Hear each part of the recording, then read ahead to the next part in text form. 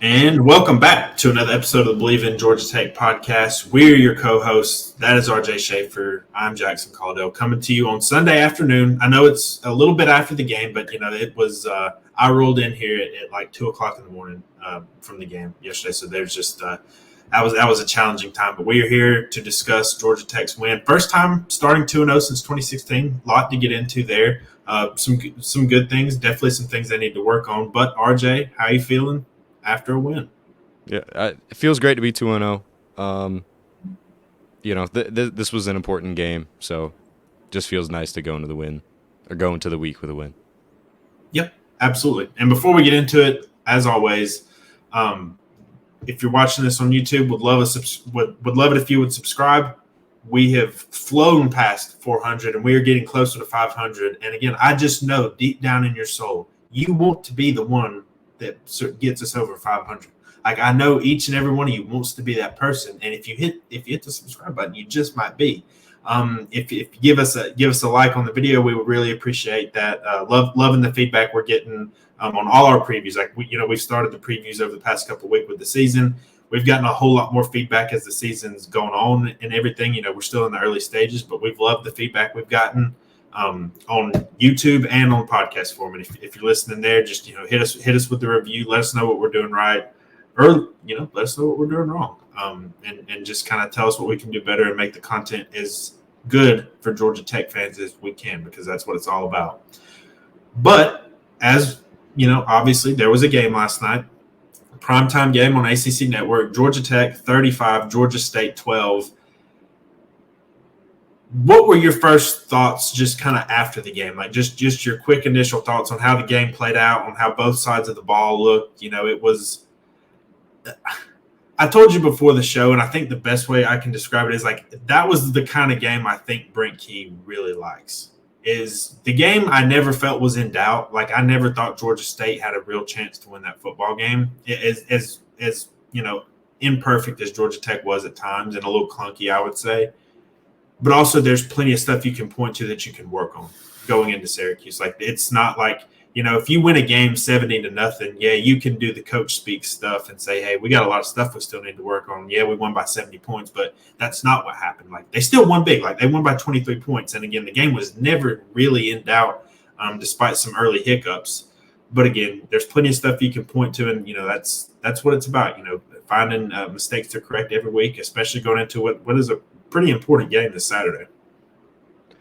Yeah, I would just say overall, it just felt like a weird game. We talked about that before. It just, again, like you said, it was never in doubt, but it always felt like it was kind of close. Like, they never had one big touchdown to put them away. I thought after the half, like you said, like I thought that was going to be the end, but they stuck around a little bit. Like, Georgia Tech only had 3 more first downs than Georgia State did. Georgia State still put up 360 yards. Like, there is still room. There's still room to improve. I think the defense, especially in coverage, especially on big plays, like I thought on 4th down, there were some questionable things happening. I think there is a lot to work on, especially defensively. I thought the offense looked really good this game. Did pretty much whatever they want. Had a couple of blunders here and there, but it looked like an overall improved unit. I just need to see more from the defense, in all honesty. Yep. But let's kind of break down both sides of the ball. We'll start on offense. The first drive, it's hard to really evaluate because they did start from the 1 and they were able to get out of it. And I also think they were, and I will, I'm usually not this guy. I don't really get into the officiating and the referee stuff. There was some horrible officiating last night. Like, there was, you had a missed targeting call and a face mask in one play on Haynes King. I mean, it was kind of hard to see the targeting call from up in the press box where I was, but the face mask was like clear as day. The play I was about to talk about on the first drive, Haynes King, he gets under pressure a little bit. He finds Avery Boyd. It looked like he had a first down on that, and they didn't. They didn't. They said it was 4th down. So, but I guess it was a situation like a ball don't lie situation because they punt the ball back to Georgia State for their second possession, and Georgia State fumbles it, and then Tech gets it right there, and then you get the first touchdown of the game.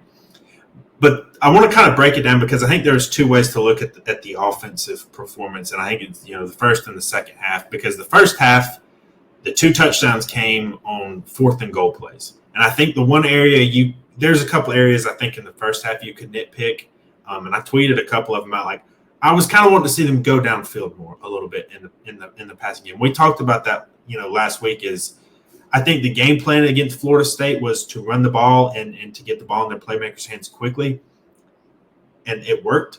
But I think you have to be able to show a downfield passing attack because you're going to, at some point in the season, you're going to face a defense that is going to stop the run for a time being and take away your quick game. Can you show you can sit back in the pocket and do those things? And we've seen Haynes King do it before, but it was just they hadn't done it yet. And in the first half, they really didn't do it either. I think Haynes King only had like 80 yards passing on like 12. He was 12 or 14 for 80 yards. And then the red zone. Look, they ended up scoring on their trips, unlike Georgia State did. And, we'll get into that on the defensive side because those really were big momentum changers. But, first, second, and third and goal, Tech wasn't as crisp. And then they got to the 4th and goal and made the right calls, which I applaud Brent Key for not being conservative and kicking the field goal because, look, you get a team down like Georgia State who, again, not trying to be disrespectful, but not as talented. And they're still building their program up. Like you want to put your foot down early and get them behind where they just could not keep up. And then the second half, like the script completely flipped. I mean, you had the long touchdown run on the reverse from Eric Singleton to make the game 21-3, and then right after a 3-and-out, just what like the perfect thing I wanted to see is just a downfield shot. I think there was a coverage bust, but Malik Rutherford just running wide open, and then the game was 28-3. And then it was kind of not perfect from there. Haynes King did have his first turnover of the season. I know it wound up being it was actually an interception. I will say from the press box point of view, it kind of looked like the DB landed out of bounds. Like it was kind of I guess I would rate it a bad pass. Like it ended up being an interception, but I don't think it was like the absolute worst throw I've ever seen Haynes King make. And, he finished with a high completion percentage last night. I mean, he threw for 274 on 24 of 29, 2 touchdowns, 1 interception, 83% completion percentage. Like he was really good. I want to get into this. I guess I'll let you get your takeaways, and I think we need to. We've talked about it on like nearly every episode, but we need to talk about the running back depth again. I think. Yeah, and I think that was the strength. We headed into this game. Well, I will say the running back room looks different because there were a lot of guys banged up, like Jamal Haynes, on and off the field. Probably cramps, nothing serious. We saw Anthony Carey, get his first touch. We saw Chad Alexander look great again. I just think the running game is paramount. And we've talked about, do you pass to set up the run or do you run to set up the pass? I think Georgia Tech runs to set up the offense, is what I would say. Because everything runs off of what you do with Jamal Haynes. Everything runs off of what you can do with Haynes King. Because he had a quarterback keeper touchdown, even though that play was taken away, holding. The run game was incredible. I really want to see Brent Key, Haynes King, somebody be able to find playmakers down the field. We saw that a little bit, but I'd like to see a more dominant passing game, especially against a school like Georgia State, who, although solid program, I don't think they're in the elite levels of passing defense in the FBS level. And you're going to play teams like Miami, and you're going to play you're going to play top ACC teams that have pretty solid pass defenses. Who is a top ACC team right now? I think it's just Miami, if we're being honest. But, obviously the interception to Kenyatta Watson, who we know very well. Yeah, shout out to him for getting that last night. Like that was that was poetry in motion there. But just need to see a lot of change here. Yeah, I guess the reason I just keep bringing this up, and I know I'm nitpicking, they ran for 225 yards last night, ran for 6.6 yards per carry, and that's great. again, there's just hasn't been an emergence of a number 2 back, and I just worry as the season wears on, you can't you can't have Jamal Haynes just carry the whole load in the running back room. Like it just can't happen. So that's just something I'm looking for each and every week. And like I know I bring it up a lot, but I do think it is important. I thought the offensive line was really good. Like there were, again, this goes back to the penalty thing. Like that was probably the most penalties I can remember being called on Tech's offensive line in a while. Like I said that to somebody in the press box last night. Like, there was holding, there was, just something. They didn't play as clean a game as they usually do. And again, I think that's something, like Brent Key doesn't want his team to have 8 penalties, but again, it's just something he can harp on and say, hey, look, we got to get this cleaned up. And I think he can do that along the offensive line. Because there were a few holding penalties in there. But otherwise, like, I thought they were really good. Like, if you run for 225 yards in a game, it's hard to say otherwise. And then the pass protection was, again, it was fantastic, I thought, for the most part. Like, I know some people don't love PFF and the grades and stuff, but they did finish with, like, a 95 pass blocking grade last night as a whole, which is really good.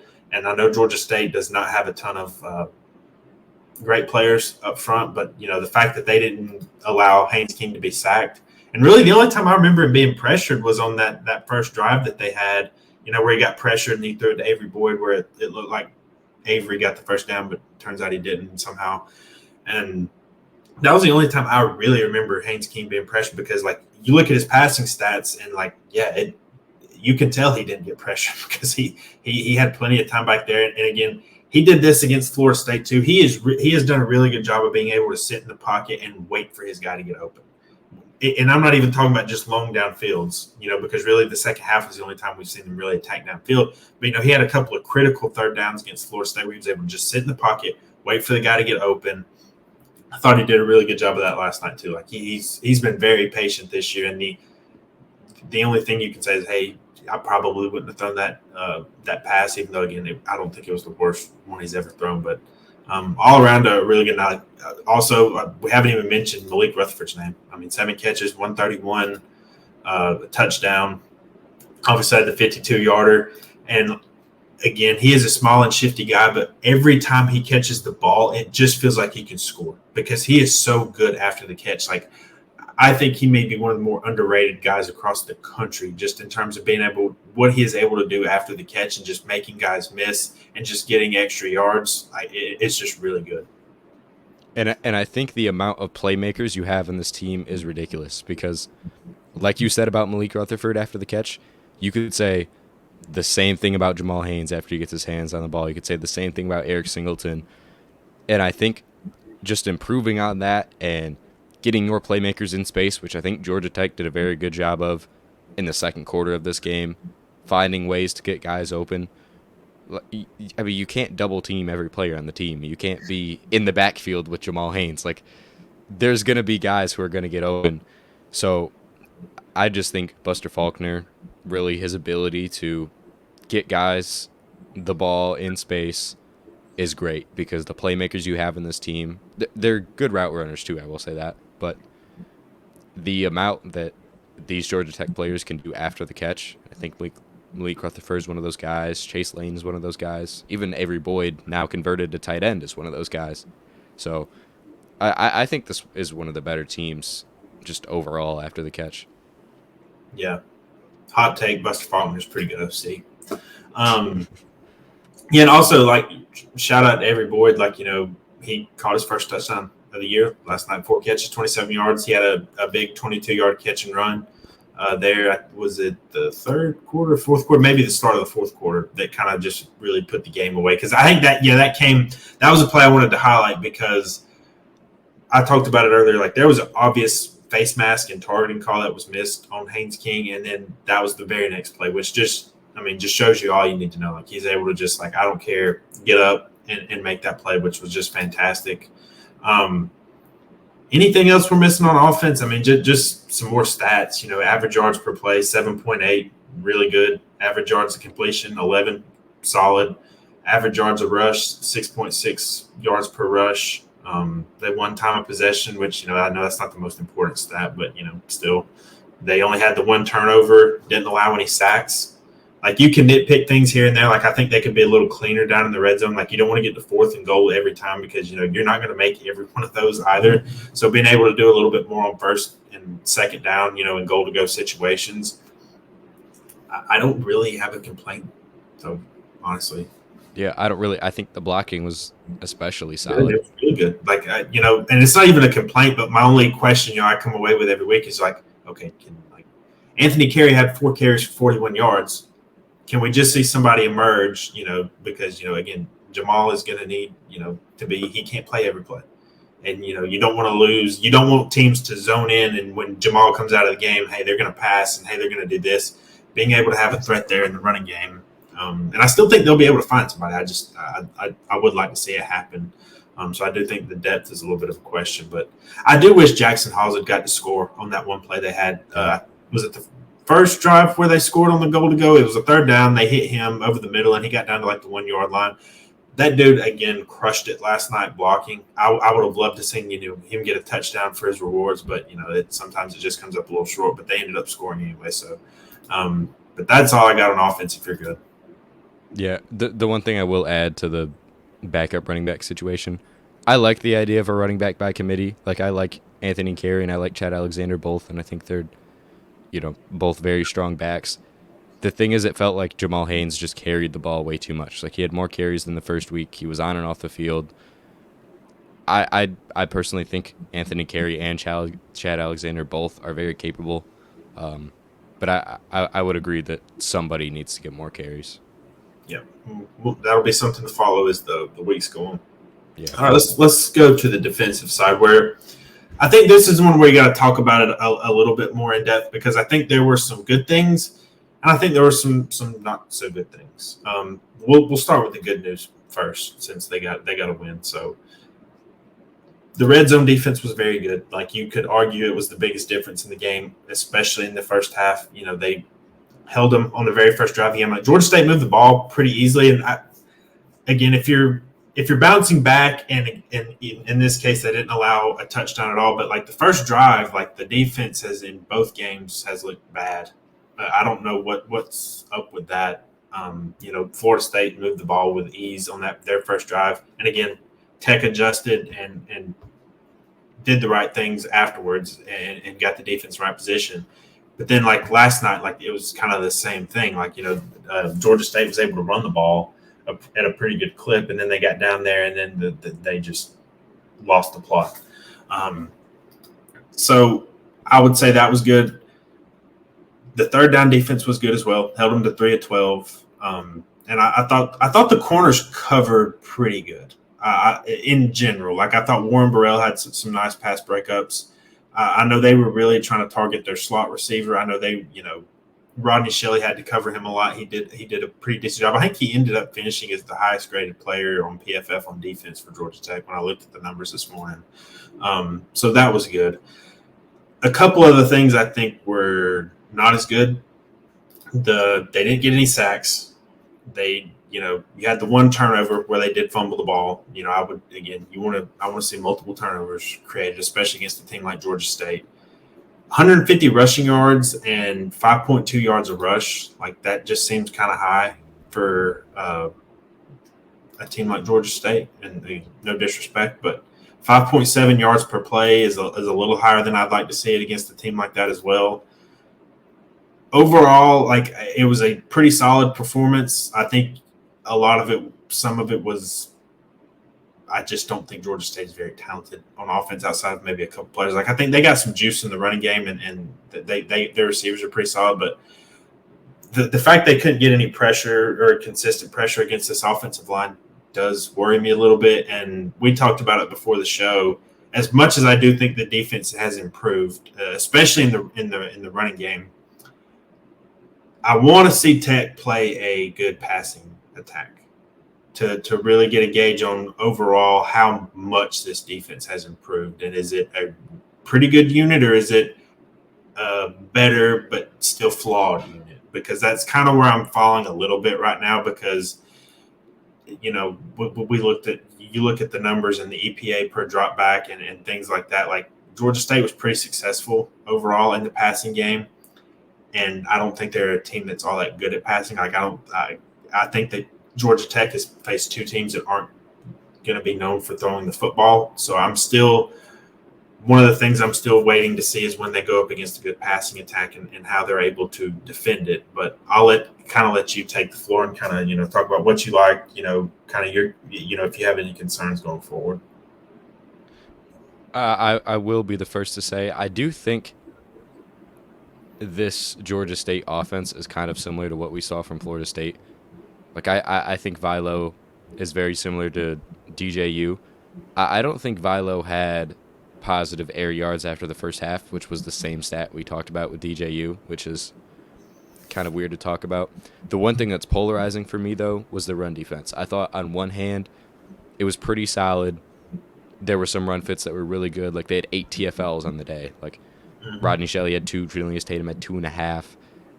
There were some really solid standout plays, and I did think it looked better than it did last year.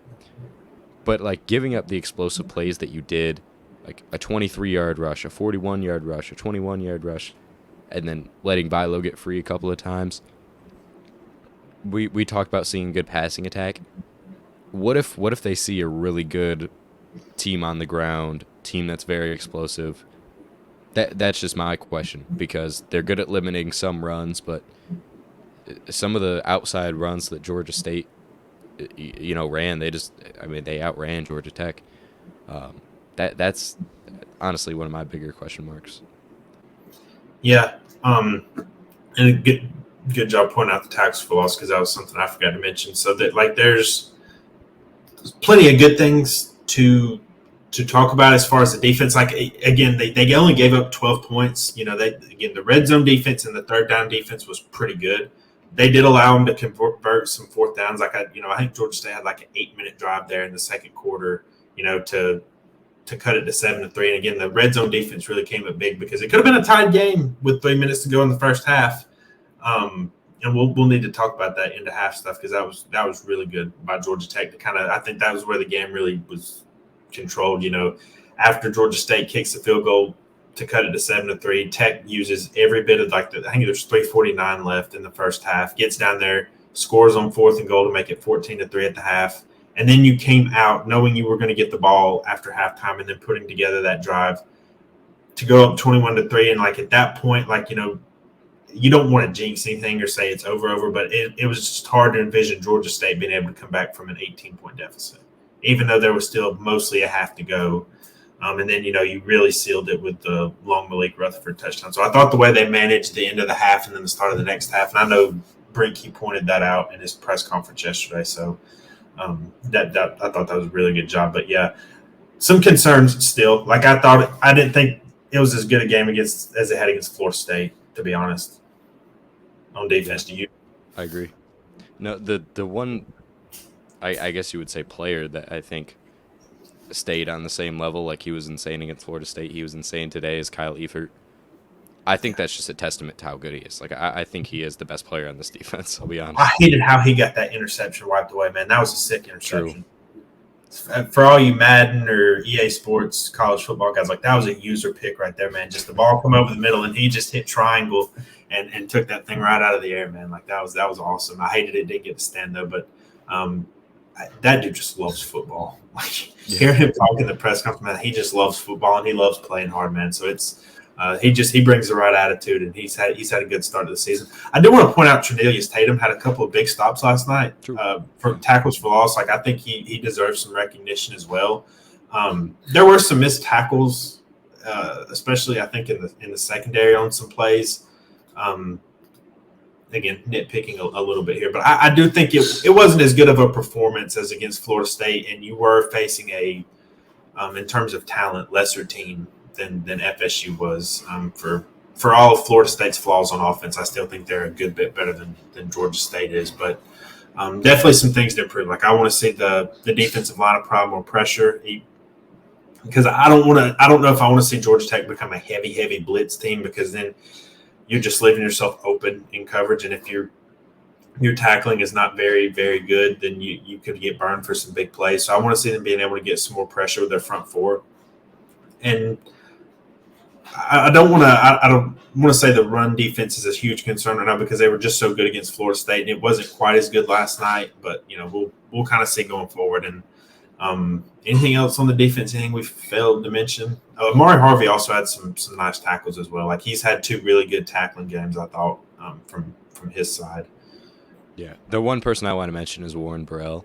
He was really solid in coverage. He had 2 pass deflections, but it didn't seem like, besides maybe 3 passes, they didn't throw his way at all. Like he was locked down the entire game. I mean, you look at the targets, like their slot receiver. He caught 5 passes, 47 yards, and he was targeted 11 times. The other 2 highest targeted receivers on Georgia State had 5 targets.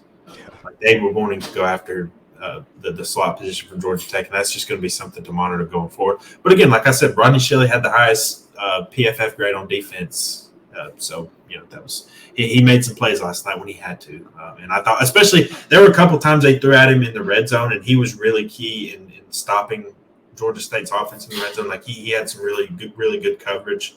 But like I said, my main concern going forward is if they can't get pressure with the front 4 and they play a really good passing attack with a good quarterback and a good set of wide receivers, that worries me a little bit right now. Not saying they can't get it done and I'm losing sleep at night thinking about it.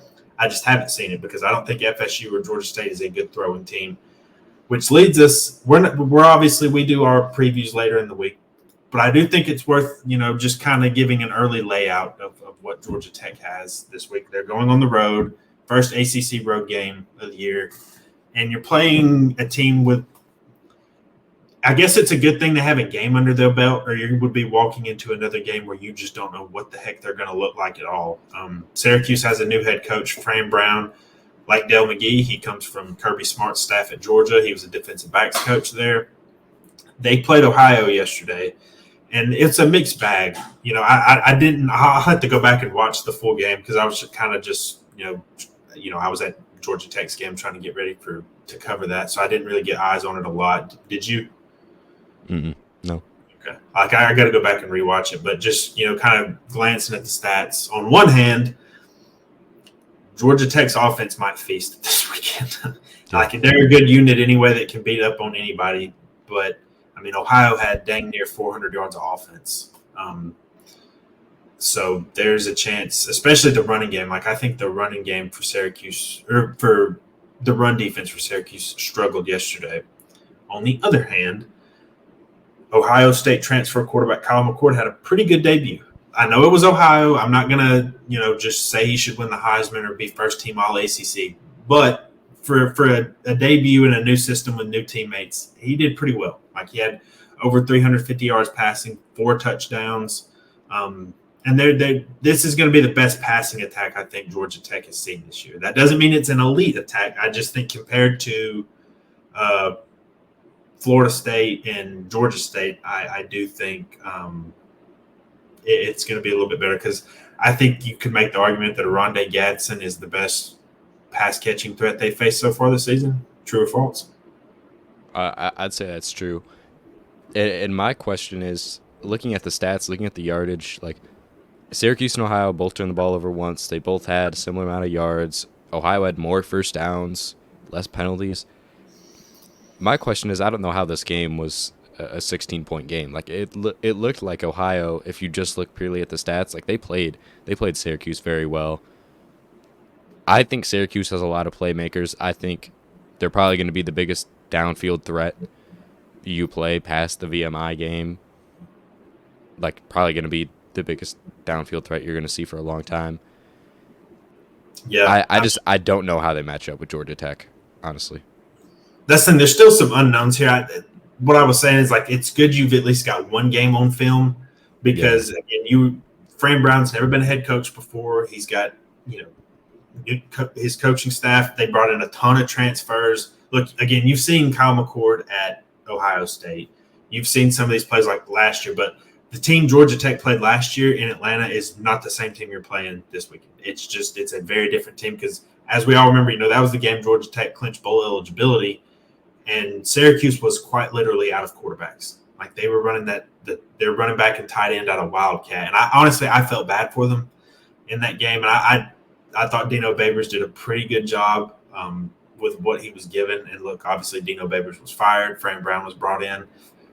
But yeah, you look, the two things that would concern me, like if I was a Syracuse fan or, if I'm a Georgia Tech fan, I'm smiling at right now is what Ohio was able to do on the ground and just overall. Like they had a 48% success rate, which is in the 80th percentile, and they had a really high EPA per rush. Expected points added for anybody that doesn't know what that is. Like, and that's a high mark. It seems like Georgia Tech should be able to run the ball in this game, and maybe that will kind of keep their passing attack on maybe give them fewer possessions, a little bit like Florida State. But I do think my number one thing, just as of Sunday, September 1st, heading into this weekend, I'm just curious as to how Georgia Tech can defend the Syracuse passing attack, because I feel like if Syracuse is going to win the game, it'll be because Kyle McCord and Gadsden and some of those guys have a big day. Yeah, I think the key matchup, honestly, will be the Syracuse offensive line versus Georgia Tech defensive line, because if they're not able to get a high level of pressure, like for what I think Kyle McCord is, I don't think he's an incredible Heisman level quarterback. I still do think he's capable. If he has a clean pocket, like he's going to find guys. There are a ton of playmakers. That's where I think Georgia Tech can run into some trouble. Is Kyle McCord better than Cade Klubnik? See, maybe that's a conversation for another podcast. I'm not even trying to troll Clemson at all. That thought just popped in my head. Like, man, Kyle McCord looked good yesterday. Would Clemson want him? Who knows? Anyway, Maybe. Yeah. So like next week, like Syracuse, you look at their numbers. They did a lot of good things, especially through the air. But their defensive run stuff rate and their run defense as a whole was horrible. So that's I can already see Buster Faulkner dialing it up right there. Like that's going to play right into Georgia Tech's wheelhouse. And they are favored. As of right now, they are favored to win an ACC road game. They opened up as 2.5-point favorites in some places I saw this morning. So if that's your thing, then, you have a Georgia Tech's favorite. Anything else? We're going to dig into Syracuse this week in the game preview. Kind of, I'm going to go back and watch their game against Ohio, just kind of see how they look. Because like I said, I wasn't able to get actual eyes on it yesterday. So that's something I got to get on. But anything else you want to add to whether it's Georgia State or anything? I will say I'm kind of curious to see if the over-under moves for the Georgia Tech-Syracuse game, because it opened at 58.5. No, it didn't. It opened at like 55. Oh, okay. It's going up. Yeah. That was something I actually was going to mention. Like and it's kind of funny because both the Tech's game have gone under so far. Mm-hmm. Last night I think was 55. Like I think both games actually were like 55 or so. Like they opened that. I know Florida State game went under, and then last night's game went under. So if that's your kind of thing to look into, the total has gone up. Anything else now? That's all I got. Yeah, okay. Well, like I said earlier in the podcast, guys, we'd love anybody to subscribe. Love bringing in new people, making more Georgia Tech content. We love doing this for you guys. So if you could subscribe to the channel, give us a like on the video. Pretty much the same thing on podcast form. Just follow the show, download the show.